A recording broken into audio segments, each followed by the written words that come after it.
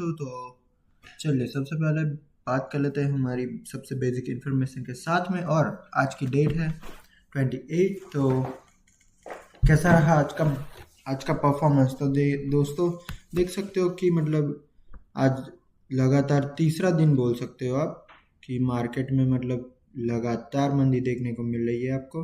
देख लीजिए दोस्तों, और मार्केट 500 पॉइंट से ज़्यादा गिर चुका है 3 दिन, अगर पिछले 3 दिन की बात करें। और अगर मैं लास्ट डे की बात करूँ तो गिरावट, मतलब आज की बात करूँ तो 0.63% की गिरावट देखने को मिली है, जो कि है 156 पॉइंट्स की गिरावट। और निफ्टी 50 ने क्लोजिंग दिया है 24,680.90।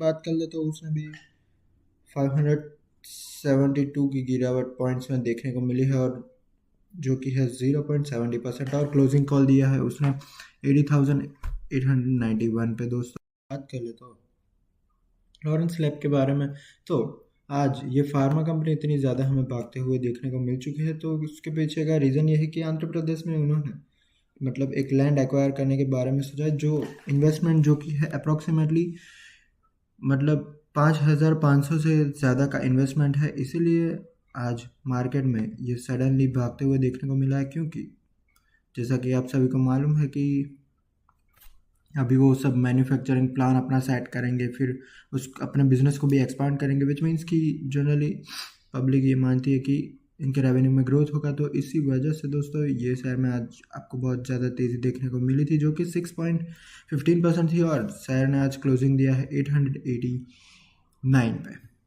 कार्ड एंड पेमेंट सर्विस के बारे में, तो आज उसका स्टॉक अप्रॉक्सीमेटली 6% आपको गिरता हुआ देखने को मिल चुका है। तो उसके पीछे का रीज़न ये है दोस्तों, उसके Q1 के रिजल्ट दोस्तों। तो उसके Q1 के रिजल्ट की वजह से आज आपने देखा कि ये रहा दोस्तों कि अप्रॉक्सीमेटली 6% ये स्टॉक गिरते हुए देखने को मिल चुका है हमें।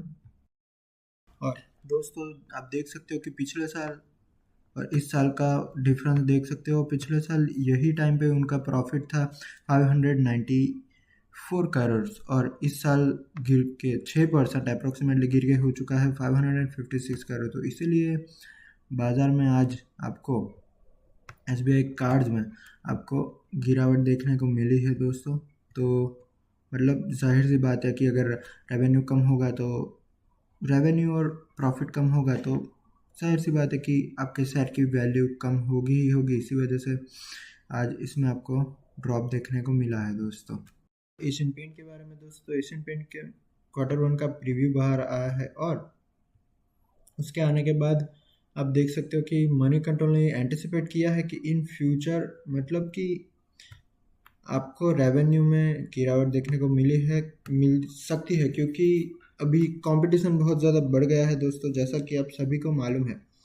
मतलब और भी उनकी पेरेंट्स कंपनी ने भी बहुत ज़्यादा टक्कर दी है उन्हें, और थोड़ा बहुत मामला भी आपको मतलब मालूम है कि सरकार बीच में आते हुए देखने को मिली थी, क्योंकि एलिगेशंस और वो सब। और ये रहा उनका कोटेशन की net profit is likely to fall 6%। ठीक है, 6% तक नेट प्रॉफिट गिर सकता है ईयर ऑन ईयर, जो कि है 1,099 करोड़ है।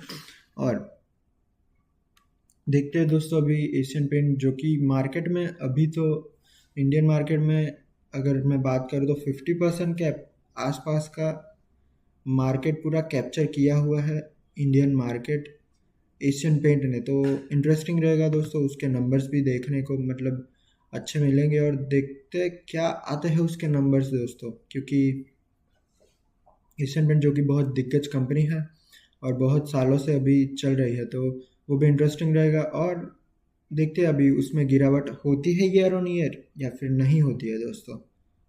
एंटरप्राइज इंडिया की बात कर ले तो आज उसमें हमें तेज़ी देखने को मिली है। तो उसके पीछे का रीज़न ये है दोस्तों कि इजराइल बेस्ड यूनिट्रॉनिक्स एक मतलब एक कंपनी है जिसमें इन्होंने अपना मतलब होल्डिंग स्टेक मतलब कि majority of the stakes acquire कर लिए है, जो कि है अराउंड 45%।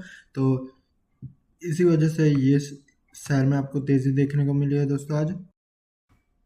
चलिए तो बात कर लेते हैं लोधा डेवलपर्स के बारे में। तो आज उसके स्टॉक में भी हमें 6% की गिरावट देखने को मिली है दोस्तों। तो उसके पीछे का इतना कॉन्क्रीट रीज़न तो कोई नहीं है, क्योंकि इवन दो Q1 के रिजल्ट उसके शानदार आए, बट मैं बोल सकता हूँ कि आज पूरे मार्केट का सेंटिमेंट ही डाउन था। तो इसी वजह से लोधा बिल्डर्स के, और ये नहीं मतलब पूरे रियल एस्टेट के बारे में बात कर ले तो आज लगातार तीसरा दिन है कि स्टॉक में लगातार हमें गिरावट देखने को मिली है दोस्तों। तो बिकॉज ऑफ सेंटिमेंट भी बोल सकते हो आप कि ये लगातार गिर रहा है दोस्तों, लोधा बिल्डर्स। बात कर ले तो कोटक महिंद्रा के बारे में, जो कि बहुत ही मतलब बड़ी आपको बैंक देखने को मिलती है दोस्तों। और क्यों आज उसमें 77.5% की गिरावट देखने को मिली है दोस्तों हमें, तो उसके पीछे का रीज़न बहुत ही क्लियर है। उसके Q1 के रिजल्ट, इवन दो कंपनी मतलब देख लीजिए थर्ड नंबर पे है अपने सेगमेंट में, ठीक है। बैंकिंग और फाइनेंस सेगमेंट की बात कर लूँ तो मैं, जो कि उसका मार्केट कैप भी दोस्तों कुछ कम नहीं है। ये रहा दोस्तों, कितना है दोस्तों, 39 3,90,7703 करोड़ दोस्तों, विच मीन्स बहुत ही बोल सकते हो आप बहुत ही दिग्गज कंपनी है दोस्तों। और थर्ड नंबर पे इसीलिए आपको मालूम ही है, सबसे पहले इवन तो HDFC है, क्योंकि निफ्टी 50 में भी वो 13% के अप्रोक्सीमेटली वेटेज रखता है पर। और अगर मैं अभी की बात कर लूँ दोस्तों, तो रिजल्ट ये रहे दोस्तों। नेट प्रॉफिट आपको मतलब जाहिर सी बात है, कोई नई कंपनी तो है नहीं कि माइनस में अपने प्रॉफिट दिखाएगी, बट ईयर ऑन ईयर की बात कर ले दोस्तों तो ये रहा आपको ईयर ऑन ईयर में भी गिरावट, और क्वार्टर ऑन क्वार्टर में भी आपको मतलब ये दिख रहा होगा कि गिरावट दोस्तों।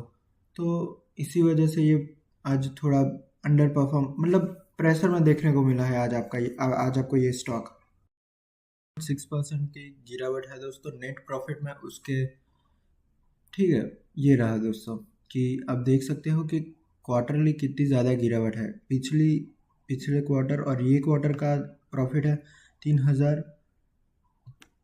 मतलब 3,281, और पिछले क्वार्टर की बात कर ले तो उसका प्रॉफिट था 3,552 करोड़। तो इसी वजह से दोस्तों मतलब बहुत ही ज़्यादा प्रेशर देखने को मिला, क्योंकि अगर पूरे सेगमेंट की बात कर ले तो HDFC का अच्छा, ICICI का तो सभी को मालूम ही है दोस्तों। मतलब डिसअपॉइंटमेंट की तो बात ही ICICI में नहीं होती।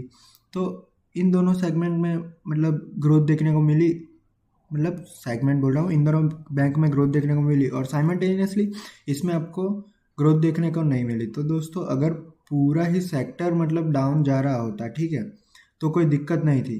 बट अगर पर्टिकुलरली कोई एक स्टॉक या फिर कोई एक बैंक उसमें डाउन जा रहा है, तो दिक्कत उसमें आ जाती है दोस्तों कि आप सभी बिजनेस क्यों नहीं कर पा रहे हैं। अभी आपकी टॉप कंपनीज तो अच्छा खासा बिजनेस कर रही है, तो इसी वजह से दोस्तों इस स्टॉक में आपको गिरावट देखने को मिली है दोस्तों। नेक्स्ट बात कर ले तो टैरिफ के बारे में। तो हमें जस्ट मालूम पड़ा है कि मतलब ये संडे मालूम था कि क्या हुआ, आउटकम क्या है। तो फिर 15% की टैरिफ देखने को मिले हैं यूरोपियन गुड्स पे, ठीक है। और यूएस क्या मतलब यूएस से वो परचेस करेगी एनर्जी और मिलिट्री इक्विपमेंट्स, मतलब यही थी टैरिफ। और मतलब बोल सकते हो कि 30% से तो अच्छी ही थी, क्योंकि मतलब एक धमकी बोल सकते हो डोनाल्ड ट्रंप के साइड से कि अगर ये टैरिफ कोई एक्सेप्ट नहीं करेगा और नेगोशिएट नहीं करेगा तो वो टैरिफ लगाएंगे अराउंड 30%। सो 30% से तो आप अच्छा ही बोल सकते हो। तो और इसी वजह से यूरोपियन मार्केट थोड़ी बहुत भागते हुए भी मतलब उनके फ्यूचर्स में भी गेन आपको देखने को मिला है, कि इसी वजह से कि 15% टैरिफ लग गया है।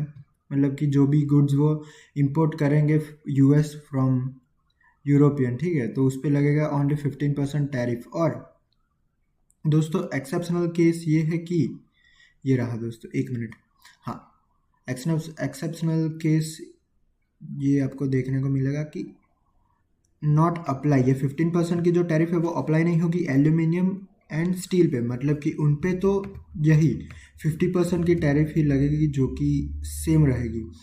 तो आप बोल सकते हो कि चलो अभी मतलब यूरोप के साथ में भी थोड़ी अच्छी सी डील हो चुकी है और 15% की टैरिफ अभी इम्पोज हो चुके हैं यूरोप पे, उनके जो भी गुड्स एंटर होंगे यूएसए में। तो बिटकॉइन की बात कर ले तो दोस्तों 1,18,695 पे आपको देखने को मिल चुका है दोस्तों। तो बोल सकते हो कि बिटकॉइन अभी मतलब अच्छा खासा परफॉर्मेंस दे रहा है, मतलब हाँ बोल ही सकते हो आप।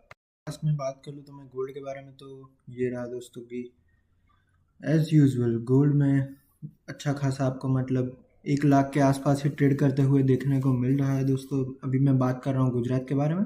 तो हाँ दोस्तों, आखिरी यही अपडेट थी। और अगर आपको किसी और स्टॉक या किसी और स्टॉक के रिलेटेड आपको इन्फॉर्मेशन चाहिए तो आप कमेंट बॉक्स में मुझे लिख के बता सकते हो। थैंक यू दोस्तों।